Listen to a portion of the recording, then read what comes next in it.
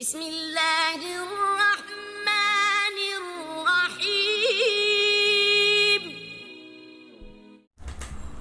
अस्सलाम वालेकुम रहमतुल्लाहि वबरकातुहू। वो कौन सी ऐसी वजह होती है कि जिसकी वजह से जो मेल हजरात हैं जो मर्दाना बांझपन यानी कि मेल इनफर्टिलिटी का शिकार होते हैं, उनके इलाज में कौन सी ऐसी गलती होती है जिसकी वजह से वो जल्दी शिफा याब नहीं हो पा रहे होते। मैं डॉक्टर हाफिज़ अहमद रज़ा आप सब लोगों को अपने YouTube channel herbal and homeo health foundation पर खुशामदीद कहता हूँ। होता कुछ यूँ है कि बहुत सारे लोग कई साल ट्रीटमेंट करवाने के बाद क्लिनिक पे भी आते हैं, या वैसे भी जो पेशेंट्स होते हैं, जो मर्द हजरात होते हैं, उनका जो अच्छे तरीके से इलाज क्यों नहीं हो पाता, जिसकी वजह से प्रेगनेंसी कंसीव नहीं हो पाती। इसमें बहुत सारी वजूहात हैं, लेकिन जो सबसे बड़ी वजह है 90% मर्दों के अंदर उनकी सीमन के अंदर पस आ रही होती है। पस सेल्स करते क्या है? पस की जो कुछ चीज़ें हैं, सबसे पहले वो आपकी सीमन की क्वालिटी यानी कि मनी की क्वालिटी को ख़राब करती है, एक्टिव स्पर्म्स को कम कर देती है, स्पर्म्स की लाइफ को कम करती है, स्पर्म काउंट को कम करती है, और इसके साथ साथ स्पर्म की मॉर्फोलॉजी जो होती है उसको ख़राब करती है, यानी कि स्पर्म्स जो हैं वो डैमेज होना शुरू हो जाते हैं। तो ट्रीटमेंट क्यों नहीं ठीक तरीके से हो पाता, जिसकी वजह से प्रेगनेंसी कंसीव नहीं होती। जब आप रिपोर्ट लेकर किसी डॉक्टर या हकीम के पास जाते हैं, वो 50% लोग तो पस को बिल्कुल इग्नोर कर देते हैं। वो कहते हैं कि ये किसी किस्म का कोई इशू नहीं है, हालांकि पस किसी भी तरीके से आपकी प्रेगनेंसी होने से रोकेगी। वो करते क्या है कि जब देखते हैं कि आपके स्पर्म्स की जो एक्टिव स्पर्म्स हैं या उनकी मॉर्फोलॉजी ठीक नहीं है, या उनके जो रैपिड प्रोग्रेसिव स्पर्म्स हैं आपके वो ठीक नहीं है, तो वो आपको स्पर्म्स को एक्टिव करने वाली, स्पर्म काउंट को बढ़ाने वाली मेडिसिन जो है वो देना स्टार्ट कर देते हैं।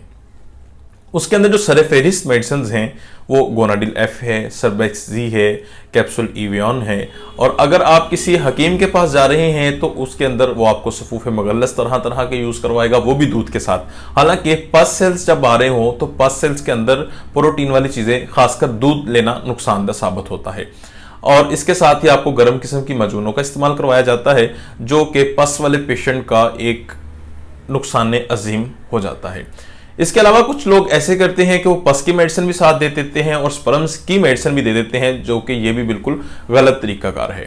होना कुछ इस तरह चाहिए कि सिर्फ पस का ट्रीटमेंट किया जाए।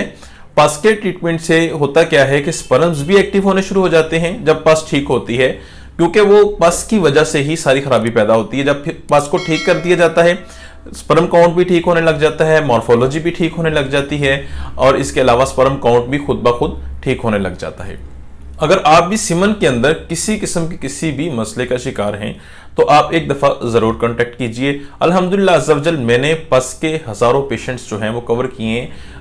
कुछ पेशेंट तो ऐसे होते हैं जो शादी के फौरन बाद आ जाते हैं, ठीक है। कुछ लोग ऐसे जिन्होंने साल से धक्के खा रहे हैं, लेकिन उनका ट्रीटमेंट कामयाबी से नहीं हो सका। तो अगर आप मेरी पुरानी वीडियोस पे जाएं तो वहां पे आपको ऐसे पेशेंट्स के भी फीडबैक मिलेंगे जिनको 15 से 20 साल भी हो चुके थे, उनका पस का मसला हल नहीं होता था, किसी को समझ नहीं आता था। अल्हम्दुलिल्लाह अज़्ज़वजल वो थोड़े से ट्रीटमेंट के बाद उनका कामयाब इलाज हुआ और उनके पास अब बेबी भी है। और बहुत खुशी मिलती है जब कोई ना कोई पेशेंट डेली या हफ्ते में बहुत सारे कॉल और मैसेज या वीडियोस के नीचे जो है वो फीडबैक देते हैं अपने कमेंट्स के जरिए कि हमें अल्लाह पाक ने इतनी देर बाद जो है ना मेडिसिन से शिफा मिली और अल्लाह पाक के करम से जो है वो बेबी हुआ है।